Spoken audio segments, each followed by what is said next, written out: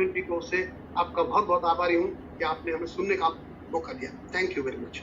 ठीक आहे. तर मी बोलतो आता. एकतर काय करू, सर्वांना धन्यवाद देऊ, क्योंकि आप सारे लोग इतने बिजी लोग हैं. मैंने बुलाया तो आप सारे लोग आ गए, तो सबका धन्यवाद. Thank you sir. आणि मला असं वाटतं, मी मराठीत बोललो तरी तुम्हाला सगळ्यांना कळतं, कारण आपण भेटत असतो. ज्या वेळेला तुम्हाला काही अडचण तेव्हा मी आज मुख्यमंत्री आहे, पण त्यावेळेला माझ्या वडिलांकडे म्हणजे शिवसेना प्रमुखांकडे पण येत होता, माझ्याकडे पण येतात, आणि तेव्हा आम्ही राजकारण बाजूला ठेवून तुमच्या सोबत उभे राहतो. मैं अभी 92 93 की याद नहीं दिलाना चाहता. तब भी जो स्थिति थी उस वक्त भी शिवसेना ने आपको बचाया था. हे बहुतेक तुम्ही विसरला असाल तर दुर्दैव आहे. पण आताची जी परिस्थिती आहे ती फार विचित्र आहे. एक लक्षात घ्या की कोरोना हा काही सरकारचा प्रायोजित कार्यक्रम नाहीये. हे दुर्दैव आहे आपल्याकडे की ही लाट आपल्याकडे प्रचंड मोठ्या प्रमाणावरती आलेली आहे. हाँ, तुमच्या काही सूचना आहेत त्याचा मी जरूर विचार करेन. लेकिन मोहन जी, जो आपने अंत में कहा कि भावना तीव्र है और लोग रास्ते पे उतरेंगे, इससे कुछ होने वाला नहीं है. जैसे कोरोना से लड़ने वालों को हम कोरोना योद्धा कहते हैं, तो क्या कोरोना फैलाने वालों को कोरोना दूत कहेंगे क्या हम? ऐसी बात नहीं होनी चाहिए. मैं मानता हूँ रोजी रोटी के ऊपर हमारी कोई ऐसी आपत्ति नहीं आनी चाहिए. इस पक्ष में मैं हूँ. मैं भी नहीं चाहता कि लॉकडाउन करूँ, या आज भी जो भी स्थिति है, जो भी बंधन मैंने डाले हैं वो भी डालने की मेरी इच्छा नहीं थी. और पिछले 15-20 दिन में लगातार कहते आ रहा था कि सावध हो जाइए, दूसरी लहर आ रही है. सातत्याने मी तुम्हाला सगळ्यांना सांगत होतो, तुम्हाला म्हणजे सर्व जनतेला. आता मी जेव्हा तुम्हाला म्हणेन तेव्हा कृपा करून तुम्ही व्यापारी वर्गाचं नका समजू, मी इन जनरल हे करतोय की दुसरी लाट येते. नोव्हेंबर डिसेंबर मध्ये सुद्धा जेव्हा हळूहळू लाट खाली यायला लागली होती, फेब्रुवारीत तर आपण असं वाटलं होतं की आता सुटलो आपण, क्योंकि फरवरी मार्च फर्स्ट वीक में सिर्फ मुंबई की अगर बात करें तो मुंबई में 300-350 प्रतिदिन संक्रमित लोग दिखाई दे रहे थे. एवढी रुग्णवाढ, आपण रुग्णांची संख्या खाली आणली होती. आता साधारणतः अजून एप्रिल 15 नाही उजाडला, 10,000वरती पोहोचली संख्या. 10,000 एकट्या मुंबईमध्ये. आणि ही जर का रुग्णवाढ अशी राहिली तर मी एक गोष्ट प्रत्येक बैठकीमध्ये रिपीट करत असतो, ती तुम्हाला पण मी सांगतो. गेल्या वर्षी मार्च अप्रैल मध्ये अपने स्टेट में पूरे सारे बेड्स थे वो सिर्फ 7-8 हजार के आसपास थे. उसमें सारे बेड्स है, आईसीयू, ऑक्सीजन, वेंटिलेटर्स, जो भी सीरियस नहीं है उनके लिए भी 7-8 हजार से हमने वो संख्या आज करीबन किती प्रदीप जी 4.25 लाखापर्यंत नेली असेल. आपण 4.25 लाखापर्यंत नेली. म्हणजे हे जे आपलं आरोग्य सुविधा आहेत, आरोग्य मंत्री पण आपल्या समवेत आहेत, आपण एवढी वाढवली, जम्बो कोविड सेंटर्स काढली, कोणत्याही राज्याने केली नसतील अशी सगळी सुविधा आणि उपचार पद्धती आपल्या राज्याने केली. आता ती अपुरी पडायला लागलेली आहे. विशेषतः आज तर आपल्याकडे वॅक्सिनचा साठा संपलेला आहे.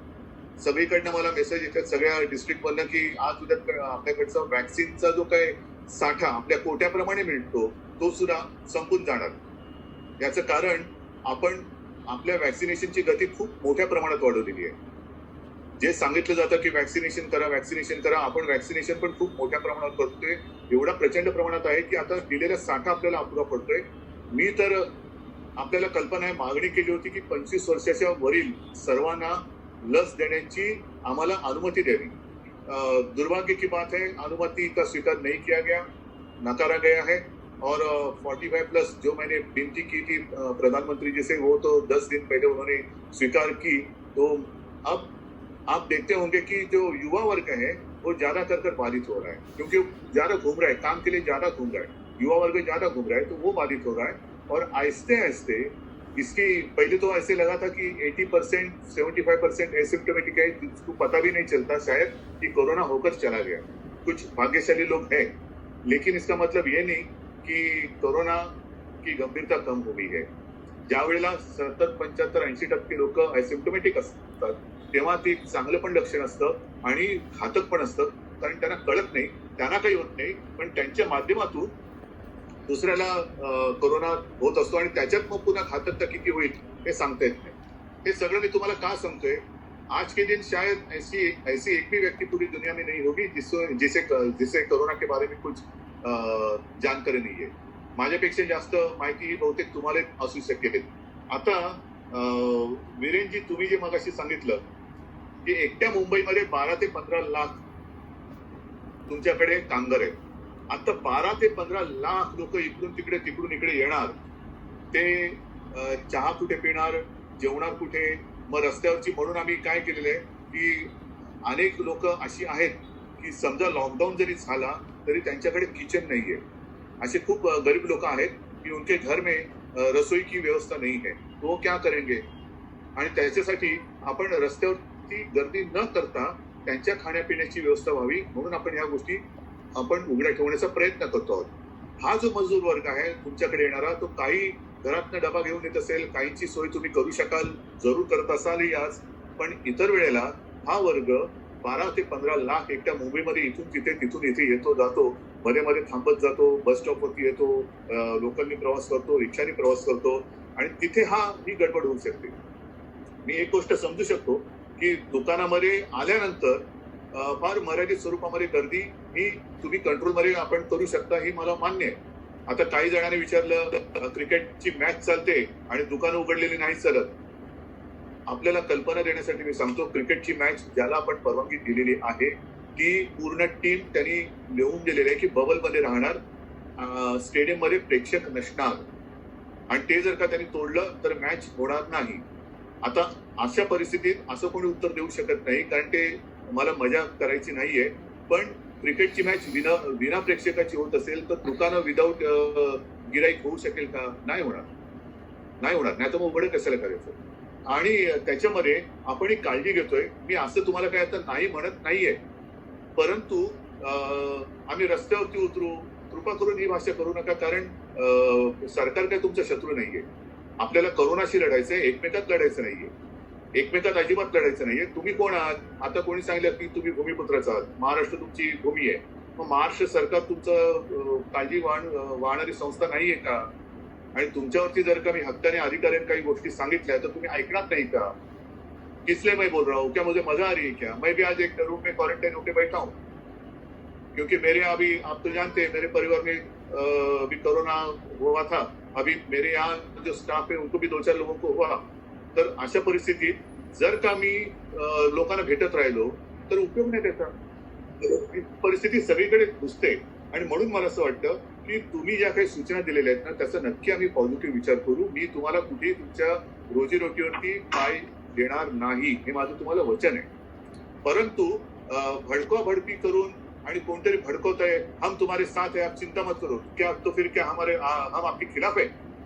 क्या आज तक हमने आपका साथ नहीं निभाया है? क्या आपने हमारा साथ नहीं निभाया है? तो ऐसी जब स्थिति आती है तो दोस्त और जो शत्रु, दोस्त आणि शत्रु संकटाच्या काळात कळतो कोण आहे, दोस्त कौन है और मित्र कौन है और शत्रु कौन है. जो मित्र होता है वो असली मित्र यही होता है कि वो जो पूरा संकट आने वाला होता है उसकी जानकारी देते हैं की अरे तू जरा सावध राहा, पुढे संकट आहे. आता ते काम मी करण्याचा प्रयत्न करतोय. आता तसंच जर असेल तर मग माझं काय म्हणणं आहे की सगळ्याच गोष्टी ओपन करून टाकू. आपल्याला परवडणार आहे का परिस्थिती? प्रदीपजी, ऑक्सिजनचा साठा किती दिवसाचा आहे हे तुम्ही नाही सांगितलं. हे आपण मुद्दामून जास्त सांगत नाही, कारण तुम्हाला कोणाला मला घाबरून नाही टाकायचं. एक न डगमगता आपल्याला यातनं बाहेर पडायचं. डर के मारे घर में नहीं रहने के लिए मैं कह रहा हूँ, लेकिन एक चिंता की बात जब भी होती है, पिछले कुछ दिनों से मैं लगातार कहते आ रहा हूँ कि संभालो संभालो, दूसरी लहर आ रही है. आपल्याला मग अशी कोण बोललं कोविड के साथ जीना है, जरूर जीना है, कोविड के साथ मरना नहीं है. कोविड बरोबर जगायचं आपल्याला. नेमकं तिथेच आपण थोडे सगळेजण, तुम्ही, आम्ही, राजकीय पण, पुढारी पण, सामान्य जनता पण काफिल राहिलो. कारण टीव्हीवरती काय बघतो, अरे अन्य राज्यों में तो कुछ भी नहीं है, कुछ भी नहीं है, भीड़ तो बढ़ती जा रही है, रैली के ऊपर रैली हो रही है, देखो यहाँ वो हो रहा है, वहाँ ये हो रहा है. मग आपण पण गाफील राहिलो. दुर्दैवाने जसं कोरोनाचा पहिला झाला आपल्यावरती आला होता, तसं दुसरा पण आपल्यावरती झालेला आहे. मुंबई, तुम्ही सांगितलं ना, क्या कहा आपने, मुंबई तो सेंटर है, जरूर है. मुंबई आर्थिक राजधानी है और इसलिए मुंबई पहिली बळी पडते आतंकवाद्यांच्या हल्ल्याला पण आणि व्हायरसच्या हल्ल्याला पण. कारण लोकांचं येणं जाणं एवढं आहे की ते आपण थांबवू शकत नाही. कारण आर्थिक केंद्र म्हटल्यानंतर, फायनान्शियल सेंटर अगर हम मानते हैं, तर त्याच्यात येणं जाणं एवढं आहे की परदेशातनं लोक पण पहिले मुंबईत येतात, आपल्या देशातनं पण लोक मुंबईत येतात, मुंबईतनं परदेशात जातात, मुंबईतनं इतर राज्यात जातात. त्याच्यामुळे मुंबईची सुरक्षा ही जर का आपण नीट ठेवली तर आपण संपूर्ण राज्य आणि देश सुरक्षित ठेवू शकतो. आणि म्हणून मला असं वाटतं की तुम्ही ज्या काही गोष्टी सांगितल्यात सोमवार ते शुक्रवार, त्याच्यानंतर आणखीन स्टॅगरिंग. आता स्टॅगरिंग बद्दल मी किती तळमळीने सगळ्यांना सांगत होतो, प्रायव्हेट ऑफिसर्सना सांगत होतो. लोकल जब भी हमने चालू किए तो भी मैंने कहा था की प्रायव्हेट ऑफिसेस जे आहेत तुम्ही पीक आवर हा शब्दच काढून टाका ना. आपल्याला 24 तास आहेत, त्याच वेळेला जर का आपण शिफ्ट केले असतं सगळ्यांनी, ऑफिसेसनी, सगळ्यांनी, आणि तेव्हा तर माझी इच्छा अशी होती की दुकानं 24 तास उघडी ठेवा, मला काहीच प्रॉब्लेम नाही. कारण ठराविक वेळेत उघडायला दिली तर लोक खूप गर्दी करणार की अरे 2 घंटा आहे, अभी 15 मिनिट बचे आहे, 5 मिनिट बचे आहे. मग माझं म्हणणं दुकानं 24 तास उघडी ठेवा, मला काही प्रॉब्लेम नाहीये. आपल्याला हेतू काय, दुकानं बंद करणं नाहीये, गर्दी टाळणं हा हेतू आहे. आणि गर्दी टाळण्यासाठी सुरुवातीला जसं होतं की बाजारपेठांमध्ये सुद्धा फोटो आले होते की चौकोन आखले होते, एक त्याच्यानंतर 2 फुटावर दुसरा, त्याच्यानंतर 2 फुटावर तिसरा. अशा काही अशी शिस्त जर का आपण पाळली असती सगळ्यांनीच, मी सगळ्यांसाठी बोलतोय, तर ही लाट आपण येऊच नसतील. मोठ्या परिश्रमाने, मोठ्या जिद्दीने आणि मोठ्या मेहनतीने आपण पहिल्या संकटातून बाहेर पडलो होतो, पडून दाखवलं होतं. धारावी पॅटर्नचं जगभर त्याची वाहवा झाली होती. त्यावेळेस तर आपल्याकडे औषधं पण नव्हती, फक्त कंट्रोल केलं, एक कंटेनमेंट झोन केला, ट्रॅकिंग, चेकिंग, टेस्टिंग सगळं ते केलं, उपचार केले आणि आपण त्यातनं बाहेर पडलेलो. मग तेव्हा जर आपण बाहेर पडलो तर आता ही लाट आपल्याला थोपवता नसती का आली. आणि म्हणून मी तुम्हाला रिक्वेस्ट करतोय, हात जोडून विनंती करतोय की तुम्ही माझ्या परिवारातल्या, महाराष्ट्राच्या परिवारातले आहात. कृपा करून तुम्ही असं समजू नका की आम्ही तुमच्या विरोधात आहोत. तुमच्या ज्या काही तुम्ही सूचना दिलेल्या आहेत खूप चांगल्या आहेत, जरा विचार करू द्या आम्हाला. टास्क फोर्स आहे, आपली पोलीस यंत्रणा आहे, इतर यंत्रणा आहे, सगळ्यांचं इयर एंडिंग वगैरे वगैरे या सगळ्या गोष्टी आहे. तुम्हाला आर्थिक फटका बसला तो साहजिकच तो सरकारला बसणार आहे, तो बसलेला आहे, सरकारला बसलाय. आपलं बजेट सुद्धा त्याच्यावरतीच थोडस नाही म्हटलं तरी त्याचा दुष्परिणाम झालेला आहे. म्हणजे असं समजू नका कि तुम्हाला फटका बसला आणि आम्ही आनंदात आहोत, बिल्कुल नहीं. आपके आंसू मेरे आंसू है, इतना समझ लो. और इसलिए मैं विनती करता हूं आपको कि आप लोगों ने जो भी सूचना दी है उसके ऊपर हम गंभीरता से विचार करेंगे, नक्की विचार करू. आणि मात्र एक, समजा मी तुमच्या सूचना स्वीकारण्याचा विचार केला तर तुमच्यावरती कोणतेही लक्ष न ठेवता तुम्ही त्या पाळणार का? यस, हे मला कारण शेवटी आता पुन्हा मी येतो, तुमचा परिवार हा तुमचा परिवार केवळ तुमचं कुटुंब नाही, तुमच्याकडे असणाऱ्या कामगारांचं सुद्धा कामगार सुद्धा तुमच्या कुटुंबात येतात आणि तुम्ही सगळे अर्थातच महाराष्ट्र म्हणून माझ्या कुटुंबामध्ये येतात. तर एकमेकाची काळजी घेणं, त्याच्यात कुठेही डोक्यात राग कोणतरी घालतंय, उसमें कोई मजा नहीं है. क्या मिलेगा, रस्ते पे उतरेंगे, भाई साहब मैं क्या कर सकता हूँ, आपको क्या लाठी चलाऊं मेरे लोगों पर? नहीं तो फिर क्या कर सकता हूँ मी हातबल नाहीये. जेव्हा मी एक सहकार्याचा हात तुमच्या समोर करतो तेव्हा मला तुमच्या सहकार्याचा हात पाहिजे, मला तुमचा सहकार्याचा हात पाहिजे. कारण हे एक घाणेरडं आणि वाईट संकट आपल्यावरती आलेलं आहे आणि त्याला फक्त आणि फक्त अजूनही वॅक्सिनेशन आपल्याला, आपण आजपर्यंत 75-80 लाख लोकांना करू शकले, 12 कोटी लोकांना करायचंय, 12-13 कोटी. आणि जर का त्याचा बूस्टर म्हटलं तर 24 कोटी. कब तक चलेगा? आज के दिन, 1-2 दिन के बाद तो जितना था वो भी खत्म हो गया. मग हे येणार कधी, आपण देणार कधी, हर्ड इम्युनिटी येणार कधी आणि कोरोनातून बाहेर पडणार कधी? तर अशा वेळेला उद्या आपण नक्कीच यातनं बाहेर पडू, त्याच्याबद्दल मला आत्मविश्वास आहे. पण ते पडल्यानंतर परत जी चूक गेल्या वेळेला बाहेर पडल्यानंतर केली ती पुन्हा करणार का आपण? आता मगाशी कोणतरी सांगितलं की आता गुढीपाडवा येतोय, लग्नाचा सीझन, बापरे, म्हणजे पुन्हा लग्नाच्या गरजा सुरू झाल्या, पुन्हा मे जून मध्ये तिसरी लाट येणार, पुन्हा लॉकडाऊन. हे असं लाटा मागून लाटा येत आपण स्वीकारत बसायचे का वेड्यासारख्या? तर जोपर्यंत कोरोना पूर्ण जात नाही तोपर्यंत थोडं एक शिस्तीचं पालन करणं हे आपल्या सगळ्यांचं काम आहे. हाँ, जहाँ हम गलती करेंगे आप बोलो अरे क्या गवर्नमेंट हमें बताती है और गवर्नमेंट ही गलती कर रही है, मैं मान लूंगा, जरूर मान लूंगा. लेकिन जब आप गलती करोगे तो मैं भी बोलूंगा अरे भाई साहब गलती कर रहे, जरा संभालो.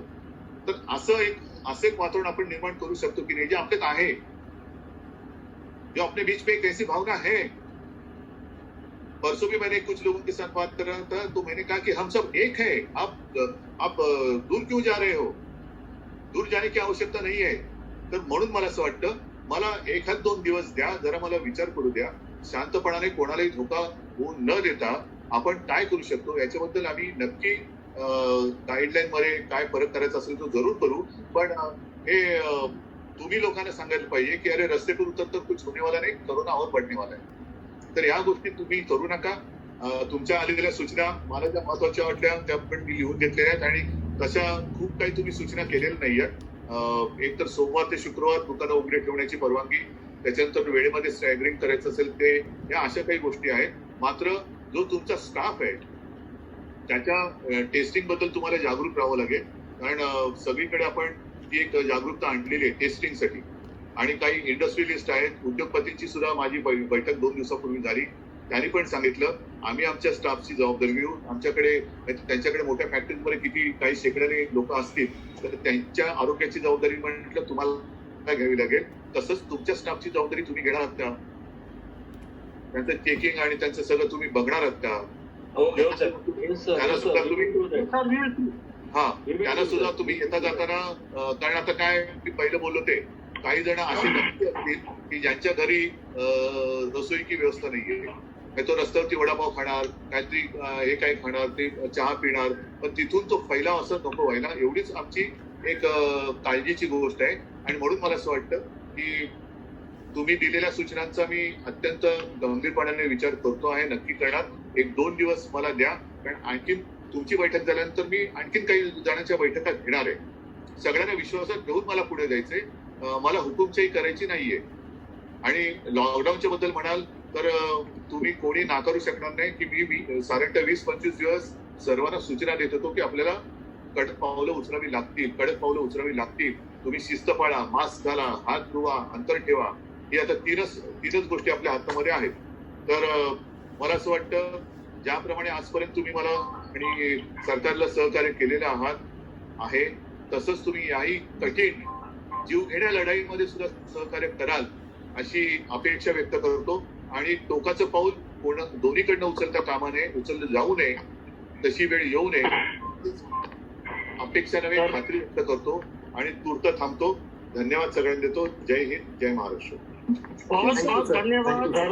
बहुत खूप आभार सर, खूप आभार. Sir, can I say something? आभार साहेब.